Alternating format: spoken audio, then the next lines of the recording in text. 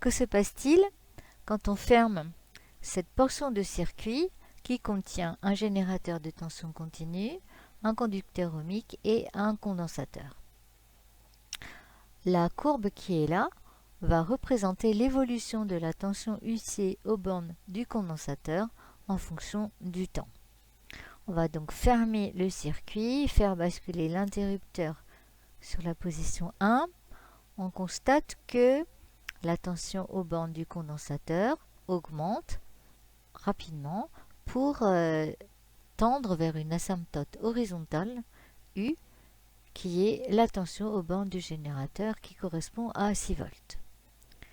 Le but de cette partie du cours est donc maintenant d'établir l'équation différentielle qui est vérifiée par la tension UC afin de trouver l'expression de la tension UC qui va correspondre à cette courbe.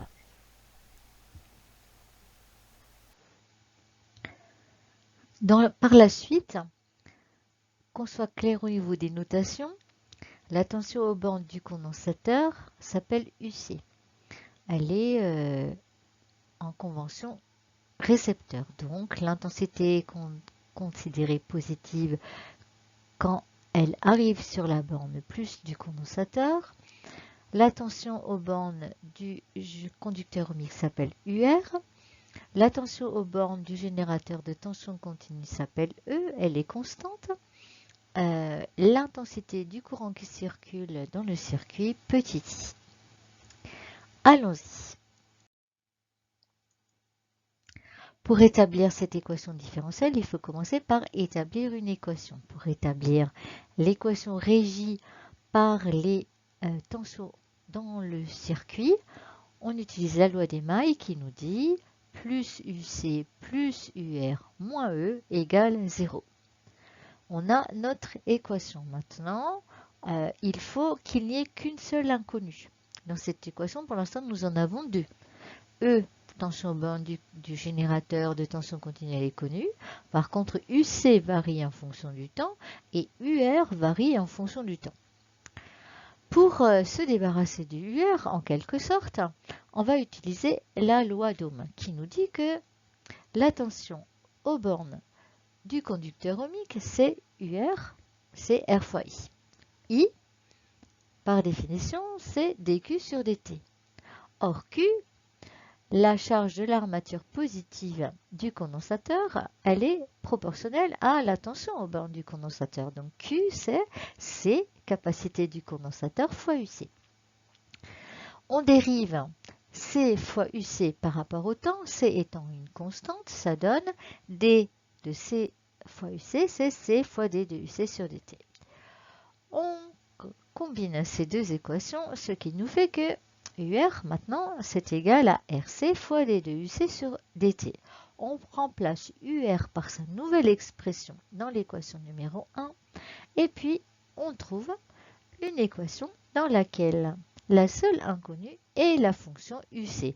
Les équations dans lesquelles ce sont les fonctions qui sont les solutions, on appelle ça des équations différentielles. On a donc une équation différentielle.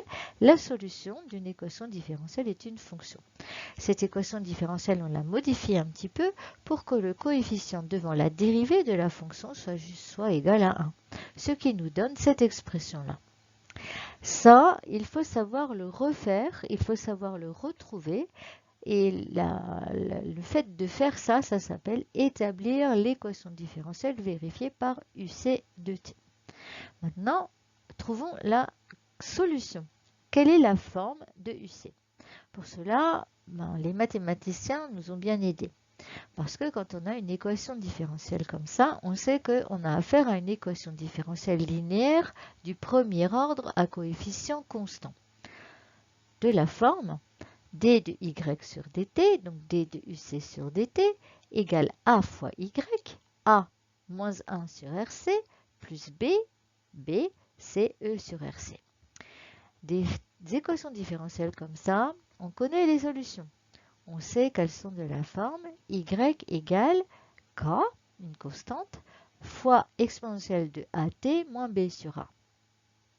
Ce qui donne, dans notre cas, y UC égale k fois exponentielle de A fois T, donc moins T sur RC, plus B sur A. B sur A, il faut le calculer. A, c'est moins 1 sur RC, donc B sur A, c'est E sur RC fois l'inverse de A, donc fois RC sur moins 1. On simplifie par RC et on trouve que B sur A, c'est moins E.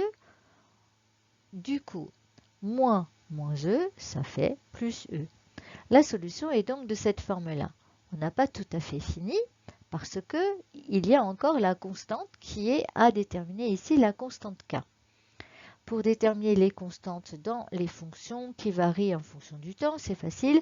Il suffit de se placer à une date t à laquelle on connaît la valeur de UC. On fait comme on faisait en mécanique, on va se placer à la date t égale 0, ce qu'on appelle les conditions initiales. À t égale 0, si on remplace t par 0 dans l'équation, on va trouver UC de 0 égale k fois exponentielle de 0, exponentielle de 0 égale 1, donc ça fait k plus e. K plus e, on sait que c'est égal à 0, puisque à la date t égale 0, juste au moment où on charge le condensateur, la tension à ces bornes est nulle. Ce qui fait que k plus e égale 0, autrement dit, k égale moins e. On a maintenant l'expression finale de notre solution. UC égale moins E exponentielle de moins T sur RC plus E. On rend ça un petit peu plus lisible en factorisant par E, ce qui donne UC égale E fois exponentielle fois 1 moins exponentielle de moins T sur RC. Cette fonction est tout à fait compatible avec l'allure de UC que nous avons observée dans l'animation. À la date t égale 0, on a bien 1 moins 1 égale 0, donc E égale 0. Quand t tend vers plus l'infini, exponentielle de moins l'infini tend vers 0, donc UC tend vers E.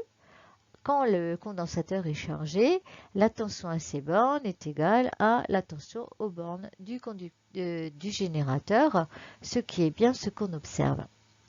Voilà, donc on a établi l'équation différentielle, on a trouvé la solution, trouvé la constante.